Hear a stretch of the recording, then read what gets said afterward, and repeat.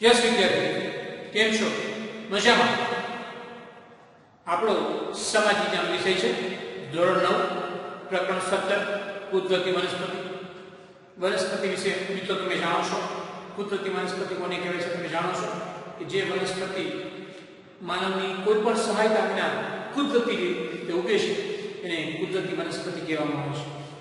વનસ્પતિનું કાર્ય તો કે એક તો આપણે એનો ખોરાક તરીકે રોજ ઉપયોગ કરીએ છીએ. વનસ્પતિ છે કાર્બન ડાયોક્સાઇડનું શોષણ કરે છે, એટલે કે વાતાવરણને શુદ્ધ કરે છે, અને મોટું કાર્ય છે એ વરસાદને લઈ આવે છે. વનસ્પતિ જ્યાં હોય છે ત્યાં પુષ્કળ પ્રમાણમાં વરસાદ પડે છે. વનસ્પતિમાંથી આપણે રાસકચેલું ફર્નિચર, બારી દરવાજાઓ પણ બનાવી શકીએ છીએ.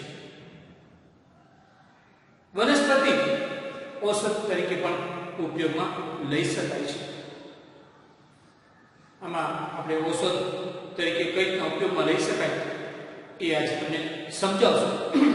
તુલસી છે, હળદર છે, અશ્વગંધા છે, ઘણા બધા એવા વનસ્પતિ છે જેનો આપણે ઔષધ તરીકે ઉપયોગ કરી શકીએ છીએ. બરાબર છે? આપણે વાત કરતા હતા કુદરતી વનસ્પતિના પ્રકારો. બરાબર છે? તો એને 5 પ્રકાર આપણે પાડ્યા હતા. તો 3 પ્રકાર આપણે કમ્પ્લીટ કરી લીધા હતા, અને આજે ચોથો પ્રકાર આપણે કરવા જઈ રહ્યા છે, જેનું નામ છે સમશીતોષ્ણ કટિબંધી જંગલો અને ઘાસના મેદાનો. ચેપ્ટર નંબર 17, કુદરતી વનસ્પતિ. બરાબર છે? આ ચોથો નંબર આપણે જોવાનો છે આજે મિત્રો. હિમાલય પરની વનસ્પતિ, ક્રમ, ઊંચાઈ, ક્ષેત્રીય વિસ્તાર, જંગલો અને વૃક્ષો. આ આપણે જોવાનું છે. જે વૃક્ષો છે એની ઊંચાઈ ની વાત થાય છે હિમાલયના 100 મીટરથી 200 મીટર. ક્ષેત્રીય વિસ્તાર ઉત્તર પૂર્વી ઊંચા પહાડી વિસ્તાર, પશ્ચિમ બંગાળ અને ઉત્તરાખંડના પહાડી વિસ્તાર. જંગલો કઈ પ્રકારના છે તો સમશીતોષ્ણ કટિબંધી જંગલો જાણ્યા છે. બરાબર છે? અને કયા કયા પ્રકારના વૃક્ષો થાય છે તો કે ઓક અને ચેસ્ટનટ મુખ્ય વનસ્પતિ. બરાબર છે? વૃક્ષનું નામ છે. બીજું એમાં ટોપિક છે હિમાલયના 1500 થી 3000 મીટર. હિમાલયના દક્ષિણ ઢળાવ કઈ જગ્યાએ એનો વિસ્તાર છે? દક્ષિણ તથા ઉત્તર પૂર્વી ઊંચાઈવાળા વિસ્તાર. જંગલો ક્યાં આવેલા છે? સંકુંદમ જંગલો, અને આ જંગલોને સંકુંદમ જંગલો કહેવામાં આવે છે. અને વૃક્ષ પાઇન, દેવદાર, સિલ્વર ફર અને સ્પ્રુસ વૃક્ષોના નામ છે. ત્રીજો ટોપિક હિમાલયના 3600 મીટરથી વધુ. હિમાલયના ઊંચા પહાડી વિસ્તાર અને હિમરેખા નજીક. કારણ કે તમને ખબર છે 3600 મીટર એટલે બહુ ઊંચું પડે. જંગલોનું નામ છે આલ્પાઇન અને ટૂંકું ઘાસ. વૃક્ષો સિલ્વર ફર અને જુનિફર બર્ચ. બરોબર છે? જે આ પ્રકારના જે વૃક્ષો હોય છે, બરોબર છે, એ શંકુ આકારના હોય છે. જેથી કરીને એની ડાળી છે એ જમીનની નીચે અટકી હોય છે, એટલે વરસાદ એની પર પડે એ પર બરો જમીન ઉપર છે. એવી રીતના તમને આમાં રજૂઆત કરેલી છે. સંકુંદમ જંગલોની વિશેષતા એ છે કે અહીં શંકુ આકારના વૃક્ષો હોય છે. કયા આકારના વૃક્ષો છે? શંકુ. તમે જો કોણ ખાતા શંકુ આકારના વૃક્ષો હોય છે, જેની ડાળીઓ જમીન તરફ ઢળતી હોય છે, જેથી હિમવર્ષાને કારણે વૃક્ષો પર પડતો બરફ જમીન તરફ સરકી જાય છે. વૃક્ષ પર જે બરફ પડે છે હિમવર્ષાની જમીન પર વહી જાય છે. વૃક્ષોના પાન લાંબા, અણીદાર અને ચીકાશવાળા હોય છે. આ પ્રકારના પાન લાંબા સમય સુધી ભેજને સંગ્રહી રાખે છે. તો એ ખૂબ જ મોટો ફાયદો છે. 5મો પ્રકાર છે જોઈએ છે આપણે ભરતીના જંગલો, એટલે મેંગ્રોવ પણ કહેવામાં આવે છે. તો આમાં આવે છે વિતરણ. ભારતના દરિયા કિનારે નદીઓના મુખ ત્રિકોણ પ્રદેશમાં ભરતીના જંગલો આવેલા છે. બંગાળાની ખાડીના કિનારાના પ્રદેશોમાં તેમજ ગુજરાતના સાગર કાંઠે દલદલ કિનારે નાના પાયા પર ભરતીના જંગલ જોવા મળે છે. ગુજરાતમાં પણ જોવા મળે છે. મિત્રો જરા નિહાળી પછી આપણે કન્ટિન્યુ કરીએ છીએ.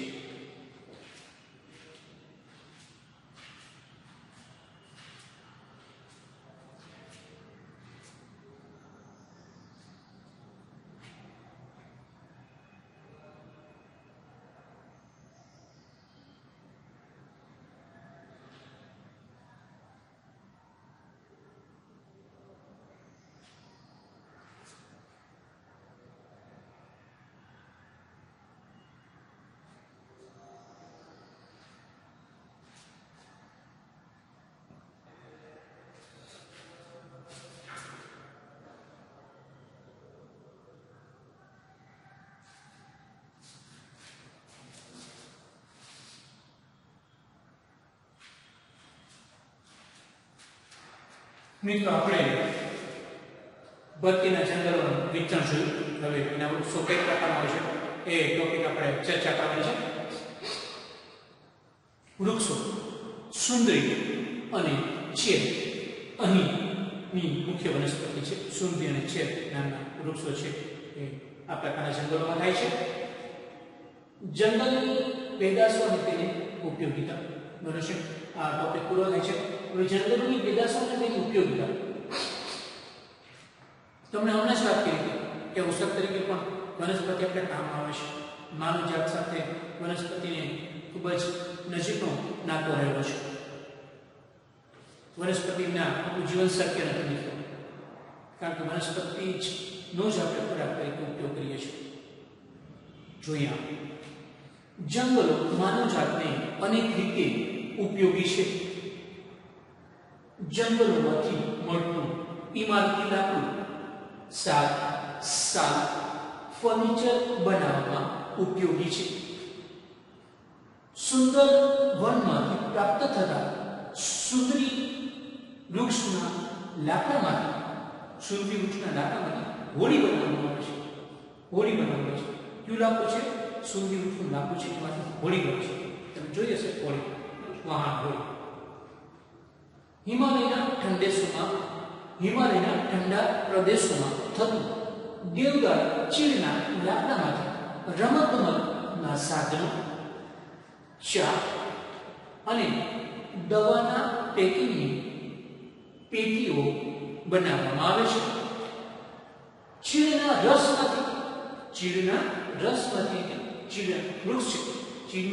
રસમાંથી ટર્પેન્ટાઇન બને છે. ટર્પેન્ટાઇન છે એકદમ જાડુ હોય છે અને લાકડામાં લગાડવામાં આવે છે. તેમાંથી ટર્પેન્ટાઇન બને છે. ચંદનમાંથી સુગંધિત તેલ, સૌંદર્યવર્ધક બનાવટો, તેમજ વાંસમાંથી ટોપલી, રમકડા, ગૃહ સુશોભનની ચીજો બનાવવામાં આવે છે. આ લાકડું છે આપણે અનેક રીતે ઉપયોગી છે. જંગલો લાખ, રાડ, ગુંદર, રબર, મધ, નેતર જેવી વન્ય પેદાશો પૂરી પાડે છે. આમળા, હળદી, અશ્વગંધા વગેરે વનસ્પતિઓ ઔષધિ ઉપયોગિતા ધરાવે છે. આમાં તો વિતરણના નામે અહીંયા આખું લિસ્ટ છે મિત્રો. વનસ્પતિની ઔષધિ ઉપયોગિતા, અહીંયા વનસ્પતિનું નામ છે, અહીંયા ઔષધિ ઉપયોગિતા છે. એક બે વનસ્પતિ નથી બોર્ડ એટલા માટે અહીંયા આપણે લીધી છે, જે રહી છે બાકી. તો સર્પગંધાનો ઉપયોગ તો કે લોહીના ઊંચા દબાણના રોગની સારવાર, જેને બ્લડ પ્રેશર હોય, જો એ સર્પગંધા વનસ્પતિનું સેવન કરે તો એને લોહીનું દબાણ છે એ નિયંત્રણમાં આવે છે. સર્પગંધા વનસ્પતિનું નામ છે. લોહીના ઊંચા દબાણના રોગની સારવાર માટે ખૂબ જ ફાયદાકારક. પછી છે લીમડો. તમે જોયો હશે લીમડો જીવાણુ પ્રતિરોધી. તમે મોટા મોટા દવાખાના હોય છે એમાં તમે કડવા લીમડાના વૃક્ષો જોતા હશો. તો આપણે શા માટે કડવા લીમડાના વૃક્ષો હોય છે દવાખાનામાં, જનરલી હોય છે? તો કે ત્યાં જીવાણુ મુક્ત વાતાવરણ કરવા માટે કડવા લીમડા વાવવામાં આવે છે. તુલસી જે આપણા ઘરમાં આપણે હોય છે, તો શરદી, ઉધરસ અને તાવ માટે તુલસી અક્ષિત ઇલાજ છે. અર્જુન સાગર હૃદય રોગની સારવાર. અર્જુન સાગર નું સેવન કરીએ તો હૃદય રોગમાં કોઈ પણ પ્રોબ્લેમ હોય હૃદય તો એની સારવાર થઈ જાય છે. એ પણ ખૂબ જ ઉપયોગી છે. બીડી એટલે બીડી પત્ર જે ગુજારો છે, તમે જોયા કે એમાં ખૂબ ખોર આવે છે બીડીના મોટા મોટા, તો એ વાત અને કફ દોષ માટે, વાત એટલે આપણે પિત્ત વાયુને જે કંઈ હોય છે બરાબર છે, તો એના માટે એ ખૂબ જ ઉપયોગી છે. ગળો જે જનરલી કરવા નહીં ડાલી ઉપર વીંટળાયેલો હોય છે. મધુપ્રમેહ એટલે કે ડાયાબિટીસ માટે એ ખૂબ જ ફાયદાકારક છે, કારણ કે અતિશય કડવો હોય છે. તાવ તેમજ સાંધાનો દુખાવો હોય તો એમાં પણ એ ખૂબ જ ઉપયોગી છે. હરડે છે. કબજિયાત, માણસને કબજિયાત હોય તો એમાં ઉપયોગી છે. અને વાળ અંગેના રોગ માટે, જો વાળ તમારા ઘટતા હોય, વાળ ટૂંકા હોય તો એનું તમે સેવન કરી શકો છો હરડેનું.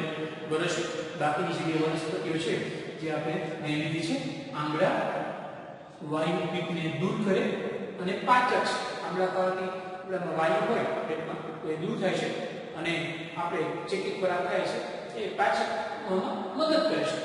પછી કરંજનું ઝાડ હોય છે, કરંજ બરાબર, તો ચામડીના તેમજ દાંત અને પેઢાના રોગ માટે કરંજ વૃક્ષ છે એ ખૂબ જ ફાયદાકારક છે. મિત્રો આપણે ઔષધી વનસ્પતિ ઉપયોગીતા જોઈએ જરા નિહાળી